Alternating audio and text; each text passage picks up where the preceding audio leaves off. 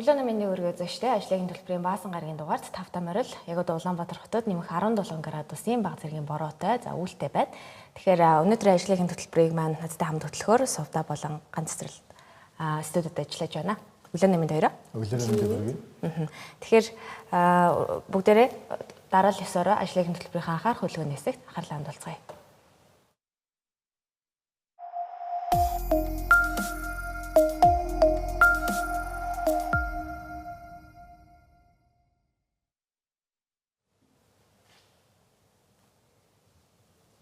Тэгэхээр анхаарах хөдөлгөөний эхний хэсэгт бид бүгд найрамдах Солонгос улсын хөрөнгөний зах зээл болон эдийн засгийн холбоотой мэдээллийн талаар ярилцуулна. Яагаад вэ гэхээр сүүлийн саруудад ялангуяа энэ хэмэл оюун чипний салбар нэлээдгүй өсөлттэй байгаатай холбоотойгоор бүгд найрамдах Солонгос улсын хөрөнгөний зах зээл бол нэлээдгүй өндөр савлгаатай байгаа. За бид нар бол одоо SK Hynix Samsung-ийн талаар бас маш олон удаа ярьж байгаа. Тэгэхээр энэ удаад ер нь яг эдийн засгийн төлөв байдал ямар хөө байна? За мөн Kospi Index ер нь яагаад бас зөвхөн энэ хоёр компаниас болоод савлаад байгаа юм бэ гэдэг шалтгаануудын талаар илүү дэлгэрэнгүй ярилцуулна. Тэгэхээр хамгийн эхлээд ер нь бас энэ сүүлийн 1-2 жилийн хугацаанд Kospi Index-ийн амжилт бас ямар хөө байв? Эдийн засгийн төлөв байдлаас ямар хөө шиг байна? За тэгэхээр Kospi Index 2026 хэлснээс хойшоо 7747% өсөлтийг бол үзүүлсэн ийм гайхамшигтай үзүүлэлтүүд яваад байна л да. Тэгэхээр яг оны эхнээс ингээд танилцуулаад тайлбарлах юм бол за оны эхний арилжааны өдөр буюу 1 сарын 2-ны өдрөөс эхлээд за Kospi анх удаа 4300 төгрөгийг бол давсан байгаа энэ оны эхэнд. Тэгэхээр энэ нь болохоор яг анхны одоо өдрөө арилжааны өдрөө ингээд өндөр түвшинг давсан 5 дахь удаагийн тохиолдол болж исэн билээ. Тэгэхээр 1988 болон 2006, 2011, 2021 онууд бас дараалан эхний арилжааны өдрүүд эд дэмжлүүдийг бол тогтоож исэн ийм төвхт юм билээ. Тэгэхээр 2025 оны эцэстээс харахад Kospi Index бол 4214.17 төвшөнд бол хаагдаа за тухайн жилдээ нийтдээ 75.6% өссөн байсан. Тэгэхээр одоо олонгууд яг оны эхний хагас болохоор 7747% давсан бас юм гайхалтай үзүүлэлтүүдийг бол үзүүлээд байна л та.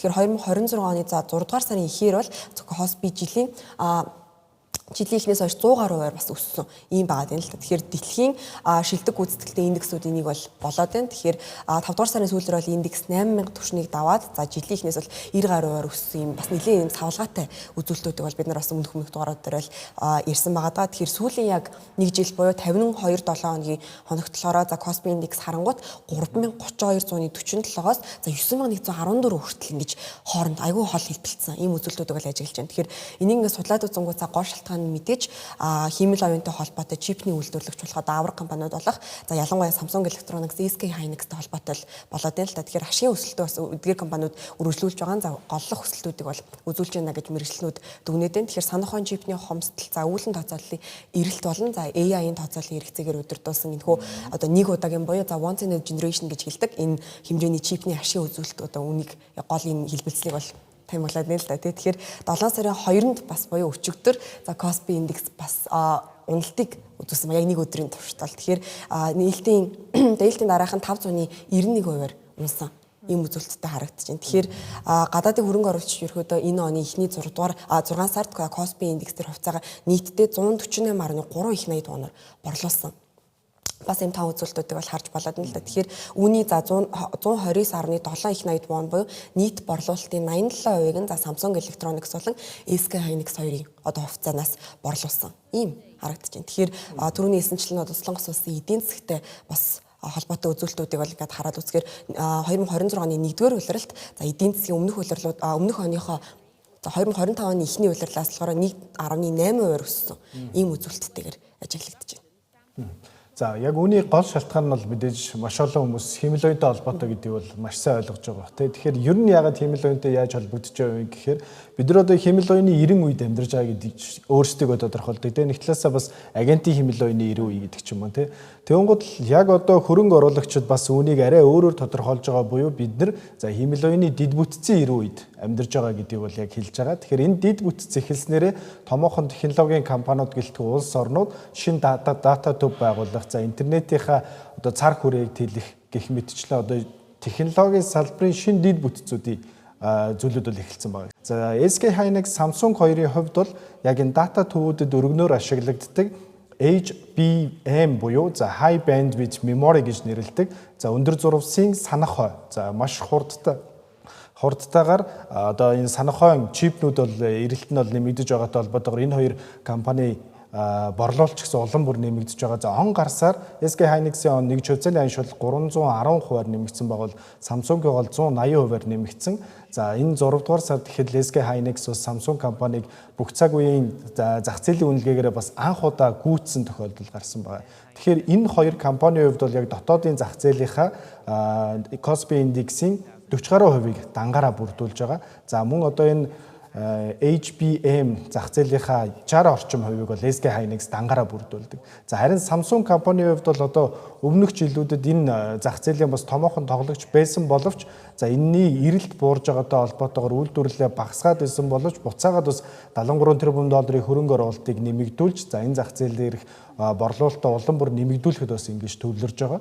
За харин энэ хоёр компанитаас гадна за Бүгд найрамдах Солонгос улсын засгийн газартай хамтраад нийтдээ нэг 500 орчим тэрбум долларын дид бүтцийн ажлыг хийхээр болсныг бол өнгөрсөн 7 хоногт бол зарласан байгаа тийм.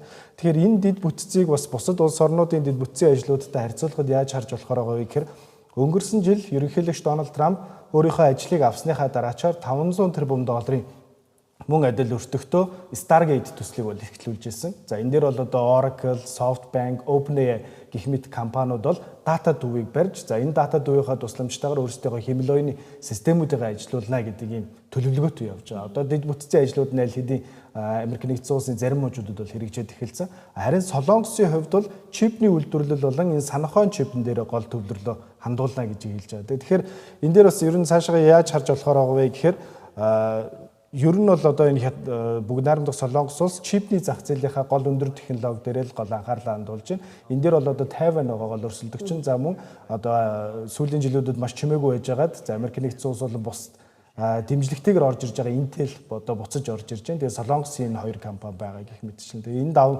ноёрхлоо бол улам бүр одоо баталгаажуулах юм амбицтай байгаа гэдэг нь л дээрээс харагдаж байна. Тэгэхээр зөвхөн бас чипний зах зээл технологийн салбарын зах зээлийг нь яриад боломжгүй л ахaltaй Солонгосын бас өөр ямар сонирхож болох секторууд байна. Тэгэхээр Батлан хамгаалах усан үйлдвэрлэлийн одоо салбарын компани хувьцаанууд бас одоо өсөлт үзүүлсэн байгаа.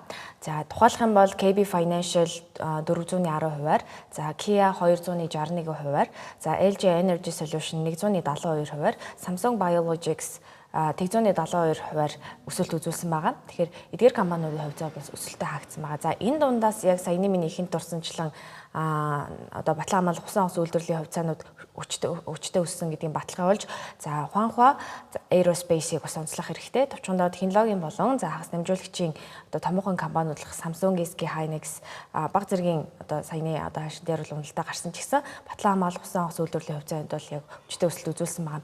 За Хуанхуа Aerospace-ийн хувьд гэхэд бол 794%-аар огцон өсөж HD Hyundai Heavy Industries гэсэн усан онгоц үйлдвэрлэл за Doosan Enerbility эрчим хүчний одоо салбарын компаниудын одоо зах зээлийн уналтын эсрэг хүчтэй зогсож чадсан байгаа. Тэгэхээр гол шалтгаан нь бол одоо энэ компани нь одоо Korea Aerospace Industries буюу KAI-ийн хувьцааг одоо нэмж худалдаа авснаар тус компанийн 2 дахь одоо том хувьцаа эзэмшигчүүлж за сансрын аж үйлдвэрт байр сууриа бэхжүүлж байгаа нь бол хөрөнгө оруулагчдын сонирхлыг татсан учраас энэхүү 794% өсөлтийг үзүүлсэн байна. Тэгэхээр арай хил дамнаад харах юм бол бас бусад одоо улсын зах зээлийг бас хальт дурдъя. За Японы тухайд гэвэл Nikkei 225 индекс 2.5%-аар унсан бөгөөд за чипний тоног төхөөрөмж үйлдвэрлэгч Tokyo Electron компани 7.4%-аар савлсан байгаа. Тэгэхээр Тайваны хувьд гэвэл жишээ болсон TAIEX индекс болохоор 1.6%-аар унсан. За тэгээд дэлхийн хамгийн том гэрээд чип үйлдвэрлэгч TSMC-гийн хувьцаа бол 1.6% уналт үзүүлсэн байгаа. За Хонконг бол ястын тухайд авч үзвэл Хонконгийн Хансен индекс 10.7%-аар өссөн. За үүний одоо шалтгаан нь бол цахилгаан автомашин үйлдвэрлэгч BYD-гийн борлуулалт сайн байсан шалтгаалж ийхүү одоо өссөн үзүүлэлт гарсан байна. За харин Шанхай индекс бол 1.6%-аар өссөн гэх мэт ийм үзүүлэлтүүдийг харж болж байна. За эдгээрээс гадна ер нь цаашид бас энэ Солонгосын зах зээлийг юу хөдөлгөх вэ гэдэг дээр л бол хөрөнгө оруулагчдаас гол анхаарлаа хандуулж байгаа. Зөвхөн энэ чипний салбар гэлтгүй өөр бусад бас секторууд байна тий. Гэхдээ одоогийн байдлаар бол одоо Солонгосын хөрөнгөний зах зээлийг гол хөдөлгөж байгаа салбар нь өөрөө чипний салбар байна. Тэгэхээр томоохон технологийн гигантууд гэж нэрлэгддэг Meta, Amazon, Google компаниуд энэ жилийнхаа капиталын зардлыг 800 тэрбум доллар хүртэл өсгөжчихсөн байгаа тий. Тэгэхээр 2027-28 онд энэ зардал ер нь цаашаа хэрхэх бол хэрвээ энэ зардал багасаад эхлвэл Солонгосын зах зээлд ч бас сөргөөр нөлөөлөх юм магадлал байгаа юм байна гэдгийг бол хэлж байгаа. За мөн энэ чипний хомсдол удаан үргэлжлэхгүй гэдгийг бол салбарын хэд хэдэн төлөөллүүд хэлж байгаа. За өнгөрсөн 7 хоногт Microsoft компани гүйцэтгэх захирал Сатья Наделла нэг нь ярилцлагад орохдоо яг одоогийн байдлаар энэ чипний хомсдолтой холбоотойгоор электроник төхөөрөмжүүдийн улам бүр нэмэгдэж байгаа. Microsoft компани ч гэсэн өөрсдийнхөө төхөөрөмжүүдийг нэмсэн. За Сатья Наделлагийн харж байгаагаар бол энэ зах зээл энэ хомсдол удаан үргэлжлэхгүй. Энэ бол одоо төр зуурын зүйл байна. За энэ төр зуурын зүйл энэ хомсдол ламцсны дараачаар электроник төхөөрөмжүүдийн үн бас дагаад бас ийм багасах юм боломжууд бүрднэ. Тэгэхээр энийг бид нар давж гарах ёстой гэдэг өөрийнхөө байр суурийг илэрхийлжсэн. Тэгэхээр томоохон компани гүйцэтгэх захирлын харж байгаа өнцөг бас чухал баг тийм. Тэгэхээр энэ томоохон компаниудын ялангуяа энэ дэд бүтцийн ажил саарад эхлэх үед за энэ Солонгосын зах зээл дээр бас хөдөлгөөн хэрхэн яаж өрнөх болоо гэдэг нь нэлээд сонирхол татж байна.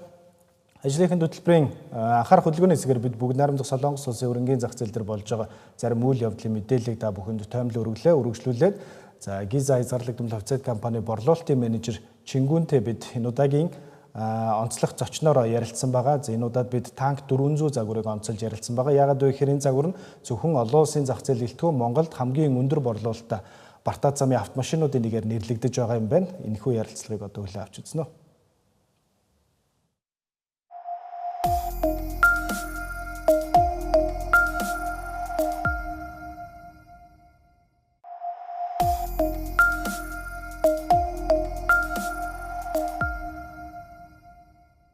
Сайн байцгаана уу? Бид одоо Great Wall моторын Монгол дахь за яг Яармагт байрладаг шоурум дээр ирсэн байна. За яг миний анд харагдаж байгаа танк 400-гийн 2 хувилбарыг бид Чингүнтэй хамт бид хоёр та бүхэнд тайлбарлал өргөх гэж байна. Яагаад энэ загварыг онцолж өнөөдөр ингэж тайлбарлах болсон бэ гэхээр энэ загварын хувьд за яг манай Монголын зах зээл дээр маш өндөр борлуулалтайгаа за зөвхөн Монгол гэлтгүй хятад болон за бусад гадаадын зах зээл дээр ч гэсэн хамгийн өндөр борлуулалттай байгаа Great Wall моторын загваруудын нэг байгаа. Тэгэхээр яг ер нь яг юундаа болоод ингэж хүмүүс олноороо хошуураад байна гэдэг талаар бид хоёр та бүхэнд тайлбарыг хүргэх болно.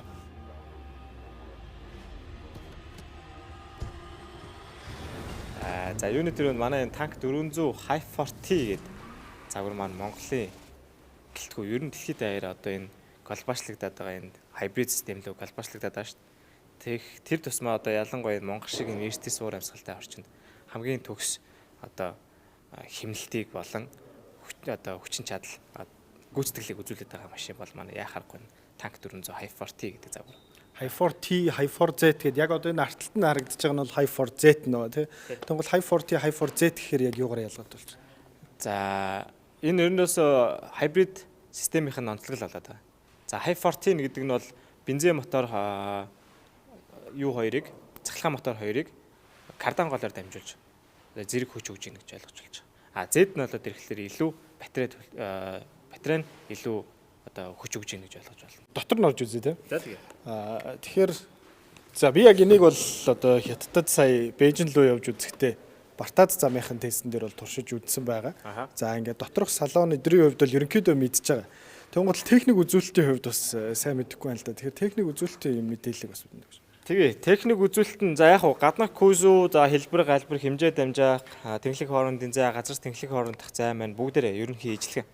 Нэг том ялгаатай зүйл нь энэ маань кардан голтой хойд тэнхлэг дээрээ чулактай. Нэгсэндээ хамаарах тэнхлэгтэй гэсэн үг байдалтай. Урдаа үйл хамаарах давхар гартай. Z маань болохоор кардан гол гэж байхгүй болоод илүү цахилгаанаараа цахилгаан редукторээрээ дугуйгаа эргүүлээд за энэ кардан голтой машинууд чинь мэдээж нөгөө нэг бодит хорооптой шүү дээ. Шаталсан хорооптой бол Z маань болохоор CVT хорооптой адилхан. Одоо энэ 3 үе дамжлагтай тийм CVT хорооптой адилхан төстэй тийм дамжуулах систем байдаг. Тэрүүгээр ялгаатай. За тэгээд манай танк 400-гийн High 40 загварын маань бензин мотор нь 2.0-тай турбо. За хойдолтой 37.1 кВц-ийн хүчтэй батарей байгаа бол харин High 4Z дээр маань болохоор адилхан 2.0-тай турбо дээр нэмэлтээр 59.5 кВц-ийн хүчтэй маш том батарей орж ирснээр ялгаатай байгаа. За яг танк 400-гийн маань гол онцлогуц дотор салонд байгаа юм функцүүд нь юу? За гол онцлогуц дотор функцүүд нь гэх юм бол за мэдээж золиочийн судлалын одоо массажны гормоос ахуулаад ambient light. Гэхдээ энэ дундаас хамгийн чухал юм нь за энэ батарейны систем байна. За энэ батарей маань өөрийгөө халаадаг. Одоо хит хүүтэнд халаадаг. Хит халвал хөргөөдөг.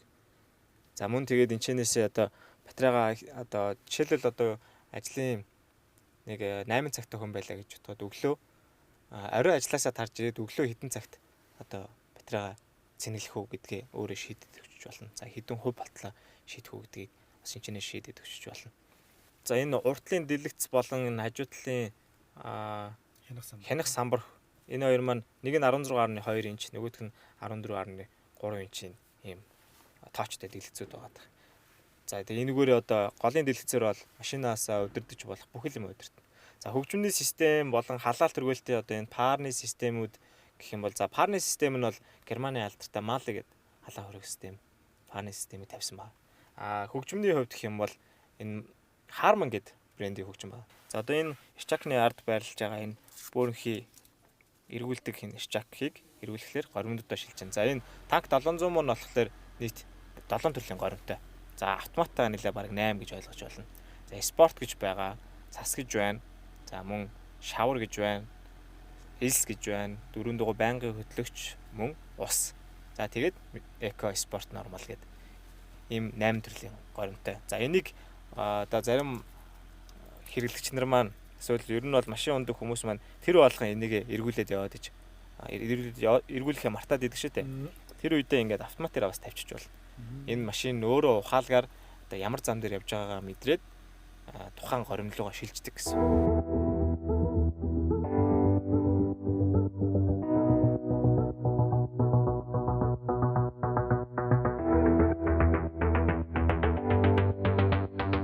Үргэлжлүүлээд хамтдаа яг Hi4 Z Tank 400 ер нь яг ямар явдалтай юм бэ гэдгийг хамтдаа туршиж үзцгээе. Тэгэхээр жингүнээ Hi4 Z T Z болоод ирэхээр ямар хөө болчихж байгаа лээ. За Z болоод ирэхээр T-гээс одоо илүү хүчтэй мөн илүү нөө цахилгаан зарцуулах чадамж нь илүү болчихж байгаа гэсэн. За T дээр одоо жишээлбэл дан цахилгаанаараа туулах километр нь 110 км байсан бол Z дээр 210 км бүхэл бүтэн 100 км-ийн зөрүүтэй илүү болчихж байгаа гэсэн. Мэдээж морины хүч болон мошох хүч нь хүртэл хамаагүй өндөр болоод ирнэ. За T-ийн морины хүч нь 408 морины хүчтэй байдаг бол одоо Z-ийн морины хүч болохоор өөр 864 морины хүчтэй болоод ирж байгаа гэсэн. За тэгээ torque буюу одоо мошох хүч нь хүртэл одоо илүү их болоод ирнэ. Танк 400 ер нь монголчууд хэр худалдаж авч байна? Танк 400 за манад яг GW Монголиагаас бол за бараг өдөрт нэг худалдаалагдаж байна. TZ хоёр нь юу нь ялгаагүй. Өдөрт нэг зарагдаж ин гэдэг нь их гэсэн үг үү, бага гэсэн үг үү? За ер нь бол өдөрт нэг машин зарагдаж ин гэдэг нь автомашин импортлагч компани болон одоо хувь хүмүүс тундаа бол маш өндөр үзүүлэлт гэж харж байгаа. Яагаад тэгэхээр за үнийн хувьд бол 100 саяас дээш үнийн дүнтэй байгаа шүү дээ. Тэгэхэд 100 саяас дээш үнийн дүнтэй худалдааг манайх өдөр болгон хийж гэнэ гэсэн. Тэгэхээр энэ тоо үзүүлэлт бол маш өндөрт орж байгаа. Тэгээд тиймдээ ч одоо манай GW Mongolia бол яг энэ хятад автомашин борлуулалтаараа Монголда номер 1-т бичигдэж эхэлсэн байна. Борлуулалтаараа авч үзэх юм бол энэ маань бүр топ 4-т ороод ирсэн байна гэсэн. Танк ундаг хүмүүсийн клуб гэж байна уу? Байлгүй яах вэ? Манайх бас сайхан танк клубээ бас үлгэдэж авсан. За манай Бодон автрейдийн залуучууд бол манай GW Mongolia-гийн залуучууд хоорондоо эвсэн нэгдээд танк ундаг болон хаваал ундаг. Ер нь GW компани автомашинуудыг ундаг хөлгөлдөг энэ залуучуудаа уриалаад гоё нэг community үүсгэсэн байна. Энэ үеийг бол зөвхөн бид нэр дан ганц клуб гэж харахгүй байгаа. Бүхэл бүтэн маш том бизнесийн community гэж харж байгаа бас. Тэр талаараа илүү онцлог. T дээр бол одоо яг л манай 700-гийн системүүд ороод ирсэн байна. Z нь болоод ирэхлээр илүү бүр entertainment зүйлсүүд нэмэгдээ. За тэгээ дотор функцүүд нь одоо илүү ухаалаг болоод ирсэн байна. Одоо жишээлбэл би эндээс одоо ингээд хянахыг харуулвал хянах дээр одоо илүү бодит одоо юунууд дүрсүүд харагдаж байгаа гэсэн үг. Тэр энэ дүрсүүдийг дамжуулж байгаа гол систем нь энэ машин манай энэ Z маань болохоор өөрөө талдаа нийтдээ 10 ширхэг камертай. За 10 ширхэг камераараа энэ бүх ухаалаг одоо мэдэрчүүдээ ажилуулахаас гадна радар системийг мөн нэмэлтээр давхар ажиллуулж өгч байгаа. Илүү даваа талтай болж байгаа. Тэгээд одоо энэ entertainment дэлгэц буюу мультимедиа дэлгэц дээр бас маш олон функцүүдийг нэмэлтээр оруулж өгсөн гэдгээр бас их тийгээс арай илүү одоо опшн сайтай гэж ойлгогдоод байна. Зөвхөн танк 400-тэй холбоотой хэрэглэгч нараас ирж байгаа фидбек бас юу байна? За саяхан нэг fun fact орж ирсэн. Одоо энэ танк 400-ийн чирнэлэн ягаан өнгө буюу үзмийн ягаан өнгийг хятадтай албан ёсны дийлэрээс худалдаж авахын тулд зөвхөн тэр өнгө дээрээ дахиж үндсэн үн дээрээ нэмээд 10,000 йен төлжиж тэр өнгийг авах боломжтой гэдэг тийм fun fact орж ирсэн. Монголчуудаас бол тийдэр бол одоо амар өксүр газар тонн 200 кг-ыг чирээд явж хахад цахилганараа л явдна гэж байгаа юм. Тэгэхээр TZ2-ын ер нь бол нэг ялгаа нь бас тэрэн дээрээ байгаад байгаа юм шиг байна. Тийм илүү одоо нөгөө нэг чирэх чадвар сайтай тий. Илүү бартаац замд одоо зориулагдсан экстрем оффроуд гэж ярьдаг шүү дээ. Экстрем оффроуд илүү зориулагдсан машин бол Z нь бол илүү одоо нөгөө нэг кросс country буюу хот хөдөө байнгын нөгөө наас цаашаа зорчдөг хүмүүст тохирсон илүү хэмнэлттэй. За тэгээд бас нэг Монголд гарсан fun fact нь гэх юм бол дүүн манай танкийг сонирхоод танк худалдаж аавна гэж шийдсэн байсан чинь ах нь манай танк хятад машин муу гэд жоохон дүүтэйгээ тэрсэлсэн байна. Тэгээд тэрсэлдэж жагаад эцсүүлдээ хоёулаа тустаа танкийг сонгоод одоо ингээд танк клубын бас гишүүн болоод өөрсдийнхөө хувийн бизнесийг танктайгаа ингээд өдөр тутамдаа ашиглаад унаад явж гин гэсэн бас факт орж ирсэн. Нэг мэдээлэл уншижсэн чинь шинэ автомашин, ер нь автомашин худалдаж авж байгаа хүмүүсийн бараг 80 орчим хувь нь за энэ машиныг би ер нь буцаага зарж чадах уу гэдэг дээр аявих бодд юм байна. Буюу одоо тухайн автомашин хоёр дахь зах зээл дээр үн цэний хадгална гэдэг нь тухайн худалдаж авж байгаа хүмүүсийн хувьд аягүй чухал байгаа байхгүй. Тэгвэл танк автомашинуудын хувьд одоо та 4 гаруй жил одоо танк болон GWM автомашинуудыг зарж штэ тий. Хоёр дахь зах зээл дээр ер нь үнэлгээ нь ер нь ямар хөх шүү. За хоёр дахь зах зээл хүн болгон орж ирэхдээ одоо манахаас машин сонирхож орж ирж байгаа болон худалдаж авах гээд орж ирж байгаа хүмүүс бүгд ярьдаг. Хоёр дахь зах зээл танах гарч ирсэн үү ирээгүй юу? Бид нар бол яг энэ 4 жилийн хугацаанд хоёр дахь зах зээлийг бидний оролцоотой оролцоогүйгээр өөртөө угаасаа гараад ирнэ гэж тооцоолж ирсэн. Тэр маач угаасаа хэрэгжиж эхэлж байгаа. Одоо жишээлбэл манахаас хаваал H9-ийг манахаас арай жоохон доогуур үнэтэй худалдаж авах сонирхолтой хүмүүс байна шүү дээ. Тэрийг хоёр дахь зах зээлээс авах гэхээр болтохгүй. Яг тэгэхээр зархаж байгаа хүмүүс нь одоо зарах нэгт сонирхолгүй байна. Хоёрт гэх юм бол одоо тэр нэг худалдаж аммаар байгаа үнийн дүндээ өгөхгүй байна. Үнэтэй байгаад байна шүү дээ. Үнэ хаха бариад. Үнэ бариад байна гэсэн үг яг үнэ. Хаваалын үед тийм байхад танкийн үед бол одоо бүр хоёр дахь зах зээл нь одоо өндөр байгаад гэсэн үг. Ялангуяа манай танк 300 болон танк 400-ийн хоёр дахь зах зээл бол маш эрэлттэй байгаа. Албан ёсны дилерээс авсан машин хайгаад идэг. Ихтэй жоохон үнэтэй яваад идэг тийм ээ. Тэгвэл албан ёсны дилерээс авсан хүмүүсээс жоохон үн доогуур авъя гэд хайсан хүмүүс бол бас ер нь бишгүй маш их ажиллагдсан. Тэгээ бид нар бас нөгөө тооцоо судалгаа хийгээд манай машин хаагуур бас яаж борлуулагдаж гин авсан хүмүүс манаас хаагуур яаж борлуулах гэж байна гэдгийг бас судалгаа хийдэг байхгүй давхар. Тэр судалгаан дээр хараад үзсэлэр ер нь бол манай машинууд үнэ барих тал дээр бол ямар ч асуудал санагдсан.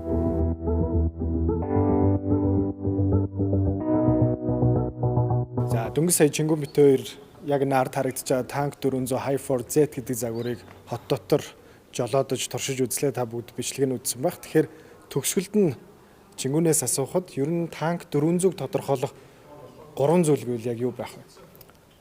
За 3 зүйл гэх юм бол за миний яг одоо хэлмээр байгаа зүйл бол хурд хүч, дэвшлэл технологи, чанар гэсэн 3 зүйлийг хэлмээр.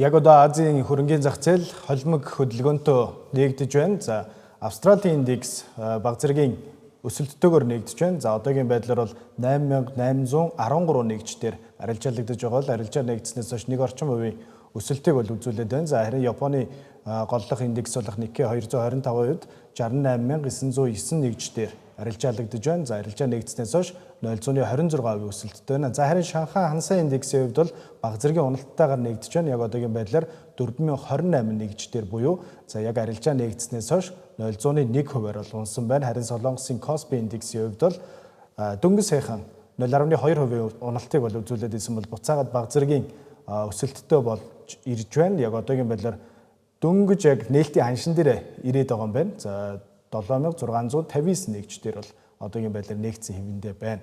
Тэгэхээр Азийн зах зээл бол ер нь бага зэргийн 5 гарагт бол холбог хөдөлгөөнтэй нэгдэж байна. Тэгэхээр үргэлжлүүлээд ер нь макро эдийн засгийн холбоотой ямар хамгийн сүүлийн мэдээлэл гарсан бэ гэдэг талаар ярилцъя. За өчигдөр Улаанбаатарын цагаар өчигдөр орой бол Америк нэгдсэн улсын 6 дугаар сарын ажилгүйдлийн түвшинд танилцуулагдсан байгаа. Тэгэхээр уучлаарай. Тэгэхээр энэ тайлан мэдээ ямар хөө гарсан байна?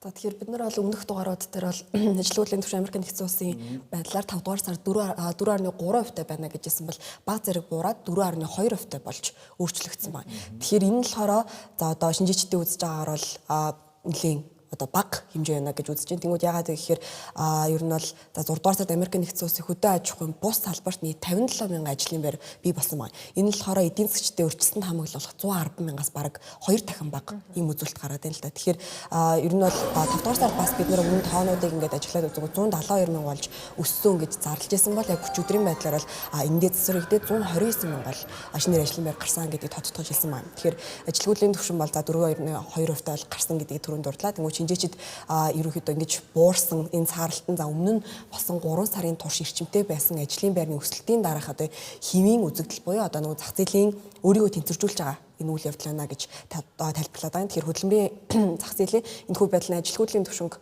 одоо тогтвортой байх боломжийг бүрдүүлж байгаа бөгөөд за одоогоор хөдөлмөрийн зах зээлийн нийт одоо хөдөлмөрийн зах зээлийн нөхцөл байдалд эрс өөрчлөлт ороогүй гэж бас дүгнээд байна. Тэгэхээр цаашдаа энэхүү байдал бол яаж нөлөөлөх вэ гэд ерөөдөө судлаад үзэнгүүт за CNN-ийн эдийн засгчд бол мэдээж хэмэл оюун за хүн ам зүйн өөрчлөлт дэлхийн олон хүчин зүйлсийн дундаас одоо тогтвортой байдлыг эргээр авч үзэж байгаа бөгөөд энэ жилийн эхний хагасыг дуусгах бол 4.2 гэдэг нь сайн үзүүлэлт болж байна гэж дүгнээд байна. Тэгэхээр за Бофа үнэт цаасны компани эдийн засгч бас хүчтэй энэс илүү хүчтэй бас өөр тайлангууд гарах юм бол за холбооны нөөцийн сан энэ онд бас 3 удаа хүү бууруулах магадлалыг нэмэгдүүлнэ гэж бас онцолж хэлсэн байлаа. Тэнгүүд одоо хэдийгээр өсөлт үргэлжиж байгаа хэдий ч за ажлын байрны өсөлт нэрийсэн хിവэр байгаа бөгөөд одоо 5 дугаар сарын нийт өсөлтийн 100 гаруй мянган зөвхөн одоо хоол үйлчилгээ болон за орон нутгийн засгийн газрын 2 салбарт ерөөдөө төвлөрсөн байсныг бас онцолж харж болохоор байна.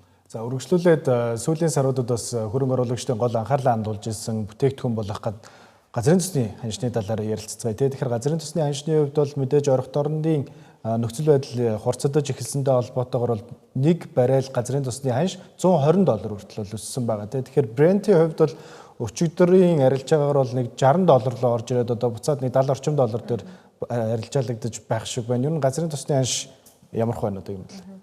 Тэгэхээр өчигдрийн хувьд гэвэл Brent mark-ийн газрын төсний үнийн гаруй хувиар за унж нэг баррел нь за $71-аас доошоо орсон байгаа. Одоо ерөөхдөө нэг энэ хавцаа байгаа гэсэн. Тэгэхээр энэ бол өнгөрөх яг 2 дугаар сарын 28-нд эхэлсэн за Ираны дайн эхэлснээс хойш хамгийн доод үзүүлэлт болж байна. Тэгэхээр мэдээж сая ганагийн хэлсэнчлэн энэ бол одоо ойрхон дорны энэ хүү асуудалтай холбоотойгоор шууд өөрчлөгдөж дээшлэлтөөр савлж байгаа ийм одоо бүтээгдэхүүн болж байгаа. Тэгэхээр уналтын гол шалтгаан бол мэдээж энхийн хилцээний ахиц гарсантай холбоотой. За Вашингтон, Тегераны хооронд зууршлагч гол улс болох Катар улс, Америкийн нэгдсэн улс болон Ираны албаны хүмүүс дайныг зогсоох харилцаа ойлгуулсны санал бичгийн хүрээнд шууд бус хилцээ хийж эерэг ахиц гаргасан гэсэн ийм мэдээлэл гарсан байгаа. Энэ бол мэдээж зах зээлийг тогтворчход бол хүргэсэн. За мөн Америкийн нэгдсэн улсын ерөнхийлөгч Дональд Трамп Ираныг цөмийн зэвсгээс ангижруулах хажээ сайн явж байна гэмээр эерэг байр суурь илэрхийлсэн бас одоо энэ ханш одоо бууралтад бол нөлөөсөн байгаа.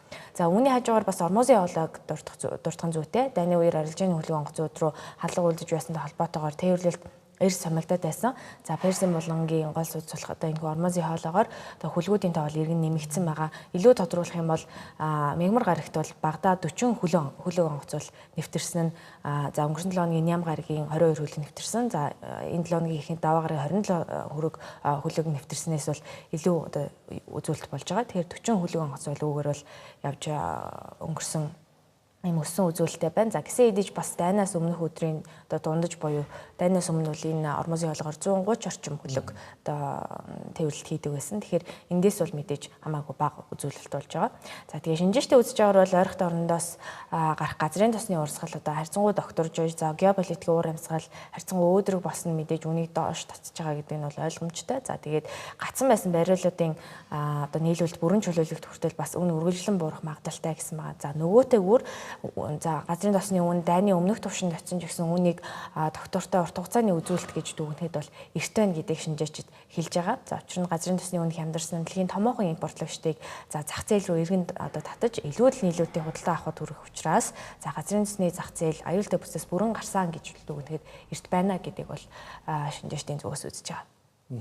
За зарим шинжээчдийн таамаглаж байснаар бас асар богино хугацаанд газрын тосны ажил дайн эхлэхээс өмнөх үеийнхаа түвшин дээр одоо ирчлээ л дээ. Тэгэхээр энэ яг одоо яригдж байгаа Америк нэгдсэн улс болон Ираны хоорондох хилэлцээр цаашгаа хэрхэн яаж өрнөх бол 8 сарын дунд үед гарах одоогийн байдлаар тохиролцоонд өртсөн байгаа 60 хоногийн хугацаанд дуусахад бол ер нь бол талууд ямар байр суурийг илэрхийлж за ормозын хоолой ялангуяа ойролт орнын асуудлууд хэрхэн нэг тийшээгээ шийдэгдэх болоо гэдэг асуудал ер нь газрын тосны зах зээлийг бол хөдөлгөж байгаа гэж та бүхэнд дахин нэг удаа сануулъя.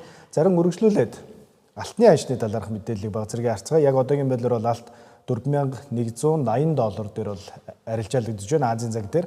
Алтны хувьд бол одоо мэдээж гол хөрөнгө оруулагчдын анхаарлаа хандуулж байгаа бүс бол $4000 буюу яг энэ сэтгэл зүйн гол бүс байгаа. Тэгэхээр $4000 бол доошоогоо хэд хэд удаа сэтэлсэн боловч одоогийн байдлаар бол яг $4000-оос бол доош хаагддаг баг нэг өдрийн ханш. Тэгэхээр энэ бас яг техник шинжилгээ талаас нь нэлээдгүй эерэг дүн байгаа. За харин бол зарим банкнуудын одоо мэдээлж байгаагаар бол хийсэн судалгаануудаар бол алтны ханш бол энэ жилдээ $3800 хүртэл бол унах магадлалтай гэдэг бол сануулж байгаа. Энэ нь юутай холбоотойгоо вэ гэхээр за 7 болон 9-р сард Америк нэгдсэн улсын мөнгөний бодлогын шийдвэр танилцуулагдах үед хэрвээ мөнгөний бодлогын шийдвэр өссөн тохиолдолд долларын ханш чангараад за буцаагаад яг энэ долларт хоршиж арилжаалагддаг бүтээгдэхүүнүүдийн үн буцаагаа сулрах буюу энэнд нь голдож бол алтны ханш нөлөөлнө гэдгийг бол сануулсаар байгаа. За харин үргэлжлүүлээ биткойныг хамтдаа харцгаая.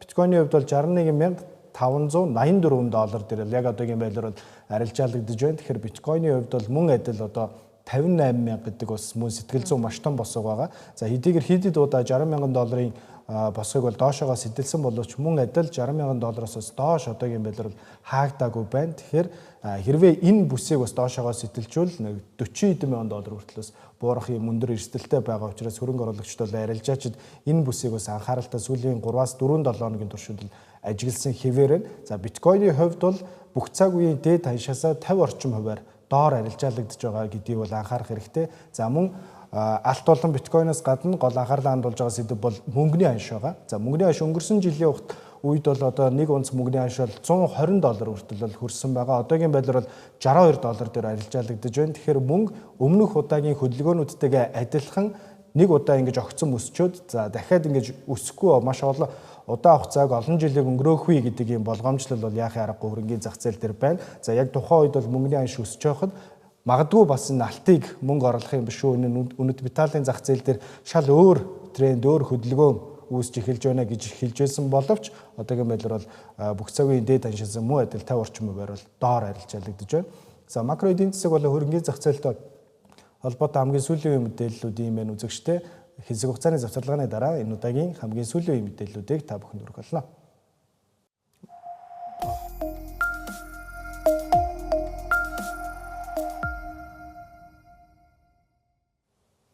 Үзэгчтэй ажлын хөтөлбөр маань онцлог мэдээллийг хэсгээр үргэлжилж байна. Тэгэхээр бидний хамгийн ихэнд онцлог мэдээлэл бол энэ жилийн долларын хурим гэж хэлж болох. За өнгөрсөн жил бол Jeff Bezos болон Lawrence Sanchez-ийн хурмын талаар бид бас ярьж байсан. Тэгэхээр 46-аас ойролцоогоор $56 сая өртөгтэй бүтсэн ийм хурим гэдгийг бол бид хэлж байсан. Тэгэхээр үүний дараа бичгээр бас нэг энэ зууны дуулайн хурим бол яг одоо утгагүй маргааш удаа болох чинь. Тэгэхээр алдар Taylor Swift болон Travis Kelce нарын хурим одоо за хурмын өмнөх одоо оройн цаг нь яг одоо өглөө 6 Улаанбаатарын цагаар өглөө 6:30-д эхэлсэн. Тэгэхээр за Нью-Йоркийн цагаар бол пүрэв гарагийн 18 цаг оройн 18 цаг 30 минутаас бол яг урьдчилсан арга хэмжээ буюу ойролцоогоор 100 орчим зочинтой энэхүү одоо урьдчилсан одоо арга хэмжээ маань эхэлсэн ба. Тэгэхээр энэ хормын хувьд гэвэл за NBA финалийн тоглолтууд болсон Madison Square Garden-д бол болж байгаа. Тэгэхээр энэ бол 19500 хүний суудалтай. За тэгээд маш том одоо цэнгэлт хүрээл одоо юу гэх юм цэнгэлт хүрээл ингэж хэлж болох одоо ийм венүүд болж байгаа гэдгээр бол бас онцлогтой болж байна. Тэгээд мэдээж энэ одоо хорим хідэн одоо сая доллараар бүтэж байгаа вэ гэдэг бол хүн бүрийн анхаарлыг татчих шиг байна. Тэгэхээр яг үндсэн ёслолын хувьд гэвэл Баасан гарагийн 17 цагт буюу Улаанбаатарын цагаар Бямб гарагийн өглөөний 5 цагаас эхэлж эхлэн. Тэгэхээр за өглөөний одоо 4 цаг хүртэл одоо дараа өдрийнхөө өглөөний 4 цаг хүртэл одоо үргэлжлэх боломжтой. За тэгээд зөвшөөрлийн бичиг дурдсанаар бол үндсэн үлийн авалтад бол 1000 хүртэлх зочин оролцох ийм товтой байгаа юм байна. За тэгээд нийт зардлын баримжаа гэвэл ер нь ийм тансаг зэрэглэлийн хорим одоо зохион байгуулдаг хүмүүсийн одоо хорим зохион байгуулагчдын одоо тооцоолсноор бол 10-аас 20 сая доллар буюу за хэрвээ 10 сая доллар байх юм бол ойролцоогоор энэ бол Монгол мөнгөөр 35.8 тэрбум төгрөг. За 20 сая байх юм бол 71.6 тэрбум төгрөгийн ийм өртөгтэй хорим болох нь байна. Тэгэхээр харьцангуй зөрүүтэй байж тээ. Ер нь бол одоо таамаг дээр ингэж гарч байгаа ч гэсэн бол хосууд бас өөрсдийнхөө санхүүгийн зардал орлого ер нь яг юунд яаж зарцуулж байгаа гэдэг ерөөс ил болох байгаа юм лээ тээ. Ил болох байгаа. Ер нь бүх мэдээлэл айгүй нууцлалтай байгаа. Зочдын нэрс ч гэсэн нууцлалтай байгаа. Сая одоо өглөө эхэлсэн жишээлбэл урьдчилсан хүлээн авалтанд бол бас яг ямар хүмүүс ирсэн тодорхойгүй одоо ингээд бүх юмыг хаацсан ингээд хинч харах боломжгүй. Тэгээд энэ Madison Square Garden-ы тухайд гэвэл юм битүү одоо ямар нэг ил цоох юу байхгүй учраас ингээд одоо дронч байна уу юуч байна ер нь бол папарацци дурдах магадлал хамгийн бага учраас бас осууд бас үүнийг бас бодолтой сонгосон байх гэж би бол хувьдаа тэгж бодож байна. Madison Square Garden-ы хувьд бол Нью-Йоркийн хамгийн алдартай цэнгэлдэх хүрээлэнгүүдийн нэг. За Нью-Йорк Knicks-ийн тоглолтууд бол Madison Square Garden-д зохион байгуулагддаг. Хэдхэн сарын өмнө одоо NBA-ийн финал болоход бас хоёр хосууд өөрсдөө бас финалыг бас үзэж сонирхож байсан те Taylor Swift-ийн хувьд бол тэгээд мэдээж маш гайхалтай хорин бас болох гэж байна те. Тэгэхээр бидэнд маш бага хугацаа байгаа учраас дараагийн мэдээллүүдээ үргэлжлүүлээд ярив. Энэ удаад хэд хэдэн автомашин үйлдвэрлэгчдийн 2 дугаар улирлын борлуулалтын тайлангууд бол танилцуулагдсан байгаа. За бүгд найрамд дотоод улс бол Америкийн хэд хэдэн компаниудын борлуулалтын тайлангуудад бид онцолж байна. Би баядагаас эхлэх үү те. За тэгэхээр ер нь бол яг цахилгаан автомашин үйлдвэрлэгчдийн хувьд ингээд харангуут борлуулалтын одоо хэмжээ ашиг шинэ амжилтууд гаргаж байгаа хэдий ч бас хөрөнгөний цацлал нэлээд тогтворгүй байгаа юм л да. Тэгэхээр за BYD-г харах юм бол за 2 дугаар улирлал нийтдээ 557,090 одоо цэвэр цахилгаан машин буюу BEV-г бол хэрэглэгчтэй ингэж борлуулсан байгаа даа. Тэгэхээр энийг ингээд харангуут Tesla-гийн борлуулалтыг бол давсан гайхалтай үзүүлэлт бол болж байна л да. Тэгэнгүүт за одоо дэлхийн зөвхөн цэнэглэдэг одоо том аврын зай хураагаар буюу одоо батарей болон цахилгаан мотор ашигладаг хөдөлгөөнд ордог энэ тээврийн хэрэгслийг одоо тэргүүлэгч байрыг хадгалж байна гэж үзнэ гэсэн. За тэнгууд нэгдүгээр улиралтай ер нь бол харьцуулаад харах юм бол за санхүүгийн үзүүлэлтийн хувьд бол орлого нь 150-123 тэрбум юан болж босон байгаа. Тэгэхээр өмнөх оны бас мөнгөтэй харьцуулах юм бол 1182%-аар буурсан ийм үзүүлэлт байгаа юм л да. Тэнгууд цэвэр ашигын хувьд бол 4 тэрбум юан болсон байгаа. За тэнгууд Xiaomi-ийн хувьд гэх юм бол 6 дугаар сард 30,000-аас дээш автомашин одоо борлуулсан байна. Тэгэхээр энэ болохоор яг тухайн компанийн хувьд бол 3 сар дараалан 30,000-аас дээш борлуулалтыг хийсэн. Бас гайхалтай үзүүлэлт бол үйлдвэрлэгч компани гэхэд бол маш олон автомашиныг борлуулж штэ. Тий. Шинээр яг энэ хүү цахилгаан автомашин үйлдвэрлэлт бол орж ирж байгаа. Тэгэхээр шинжээчдийн хувьд бол нэлээд гайхалтай үзүүлэлт бол болоод байна л да.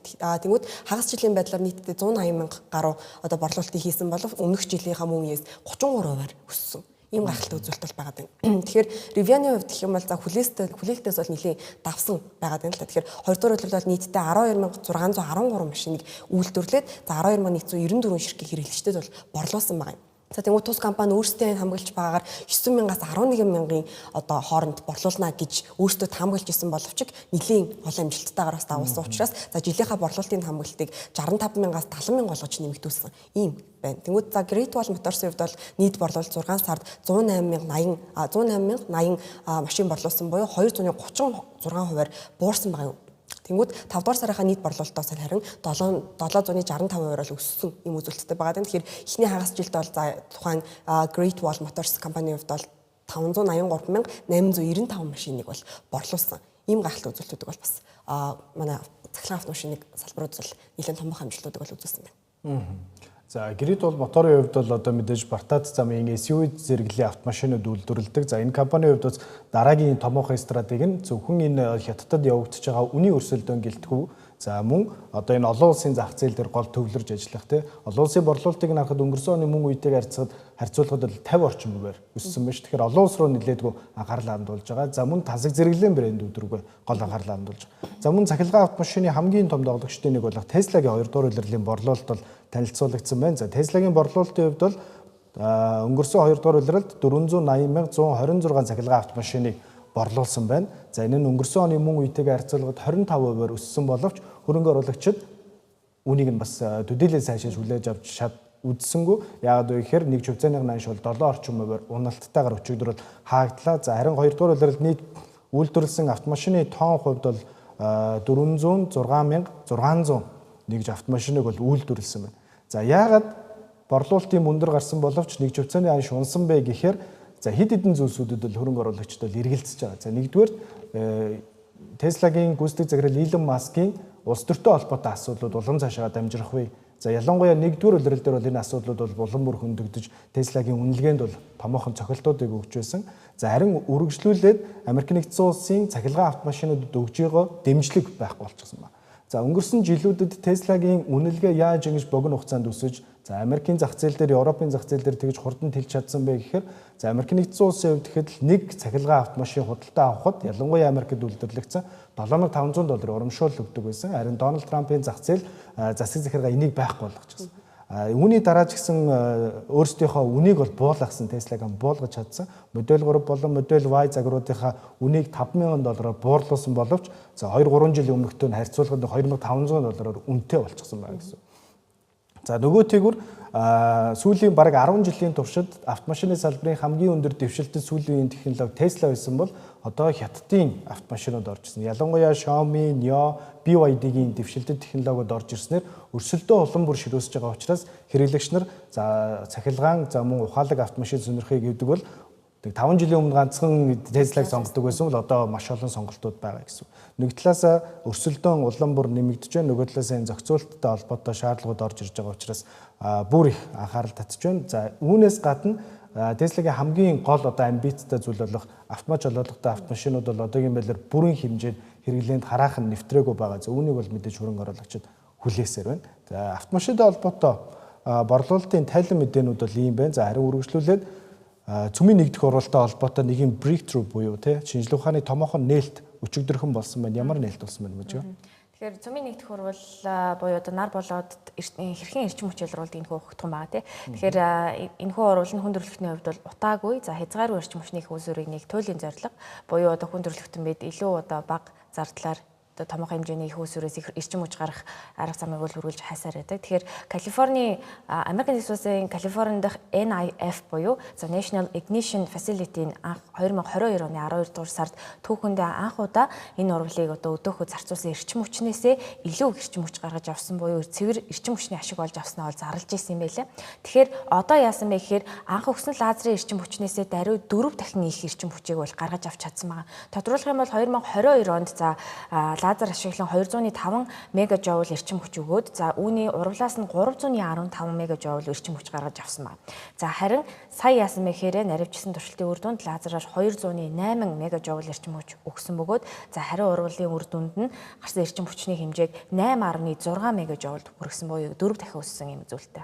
За энэ технологи бидэнд яагаад хамаатай чухал вэ гэхээр мэдээж энэ бол цаана асар өндөр бүтээмж байгаа. Олон улсын атомын энерги агентлагийн мэдээснээр бол цөмийн нэгдэх урвал ашиглагдах 1 кг түлшин за ижил хэмжээний нүүрс эсвэл газрын тосноос 4 сая дахин их эрчим хүчийг бол гаргаж авах боломжтой ялгаруулах чадaltaй ийм одоо их хүч байгаа. Тэгэхээр за үүний дараагийн нэг одоо давуу тал нь бол аюулгүй бөгөөд цэвэр. За одоогийн ажиллаж байгаа цөмийн цахилгаан станцууд нь атомыг хуваах буюу фишн одоо ийм зарчмаар ажилладаг. За цацраг итгэвт хаягдал их үлдээдэг. За харин цөмийн нэгдэх урвал буюу fusion одоо энэ хүү урвалаар бол хүлэмжийг ялгаруулдаггүй, цацраг идэвхт хаягдал бараг үлдээдэггүй учраас за цөмийн ослын ямар нэгэн эрсдэлгүй дээрээс нь ямар нэгэн одоо илүүдэл одоо бохирдол гарахгүй гэсэн. За тэгээ энэ хүү шинжилгээ ухааны нээлтүүд нь бол зөвхөн одоо нэг улсын лабораториор хязгаарлагдахгүй бас хувийн хвшлийн хөрөнгө оруулалтыг бол асар хүчтэй бол татж байгаа юм байна. Тухайлх юм бол Commonwealth Fusion Systems компани, Nvidia, Google зэрэг технологийн томоохон компаниудаас 3 тэрбум орчим долларын хөрөнгө оруулалт босгож 280 мянган үрхий цахилгаанаар хангах чадaltaй 400 мегаваттын арилжааны станцын концепцийг хөгжүүлж ирсэн гэсэн бас ийм таатай мэдээ гарсан байна. Тэгэхээр үүнийг дагаж бас хувийн хвшлүүдэд ч гэсэн томоохон үр ашигтай ялангуяа хиймэл оюуны хөгжилд эрчим хүч маш ихээр зарцуулж байгаа энэ цаг үед бол гайхалтай нээлт боллоо гэж. Ялангуяа эрчим хүч бол Jensen Huang-ийн өөрийнх нь хэлдэг нөгөө нэг 5 үе шатынх нь хамгийн доотлолд нь байдаг зүйл шүү дээ. Тэгэхээр эрчим хүчний салбарт ийхүү томоохон маш том хэмжээний нээлт өчигдөрхөн болсон байна. За үргэлжлүүлээд за Nikkei Asia дээр бол Apple-тай холбоотой нэгэн сонирхолтой мэдээлэл гарсан байна. За Apple компани 2027 оны эхний хагас ихэд нийтдээ 5 ширхэг шин iPhone гар утсыг бол зах зээл дээр танилцуулна гэдэг юм мэдээлэл гарсан байна. За мэдээж бол iPhone 18 цувралын загварууд бол эрт намар бол танилцуулагдана. За үүнээс гадна эвхэгддэг дэлгэцтэй iPhone. За дараагийнх нь өөр бас юу байх вэ гэдэг ийм нууц мэдээлэл байна. За энэ нь бол мэдээж одоо яригдж байгаа санахуйн чипний өмсдөлтөөр Apple компани үнэ нэмсэн байгаа. Тэгэхээр энэ үн дээр хэрэглэгчдэр зориулсан хэд хэдэн сонголтуудыг бас гаргаж магадгүй гэдэг зүйлсүүд байгаа. За өнгөрсөн болон за 2026 онд гэхэд Apple компани бол 200 саяас дээш ширхэг iPhone-ыг бол зах зээл дээр зарсан байгаа. За 2026 онд гэхэд нийтдээ 220 сая ширхэг iPhone-ыг бол борлуулсан. Харин ухаалаг гар утасны зах зээл дээр бол Хятадын Xiaomi, Oppo, Huawei, Vivo гэдэг одоо томоохон технологийн компаниуд бол орж ирснээр энэ дээр улам бүр өрсөлдөөн нэмэгдэж байна. Ялангуяа үнийн өрсөлдөөн. Тэгэхээр энэ үнийн өрсөлдөөн дээр яаж өөрсдөө амьд байлгахыг зорж байгаа вэ гэхээр Хятадын Changshin Memory болон Yangtze Memory гэдэг компаниудтай хамтарч санахуйн чипнүүдийнхээ үйлдвэрлэлийг ялангуяа одоо энэ сүүлийн үеийн iPhone 18 болон MacBook Air дээр санахуйн чипнүүдийг нь ашиглах сонирхол байгаа маань. Гэхдээ нэг асуудал байгаа. Энэ хоёр компани Америк нэгдсэн улсын батлан хамгаалах яам буюу Пентагоны хар жагсаалтанд байдаг. Тэгэхээр Пентагоны хар жагсаалтанд байгаа компанитай хамтарч өөрсдийнхөө үйл ажиллагааг явуулна гэдэг маань буцаагаад Америк нэгдсэн улсын засаг захиргаа дээр нэлээдгүй хэмжээний лобби хийх юм ажил бол одоо Apple байна гэсэн үг. Тэгэхээр хэрвээ энэ лобби амжилттай болвол магадгүй бас ирэх намар iPhone-ийн үн нэмэгдэхгүй ч байх магадлалтай гэсэн юм хүлээлтүүд бол одоогийн байдлаар зах зээл дээр үсэд байна. Тэгэхээр энэ удаагийн ажлын хөтөлбөрийн бэлтгэсэн мэдээллүүд бол ийм байлаа үзэгчтэй. Бас ангаргийн дугаартай хамт байсан та бүхэнд баярлалаа. Даваагийн дугаараар эргээд уулзцгаая.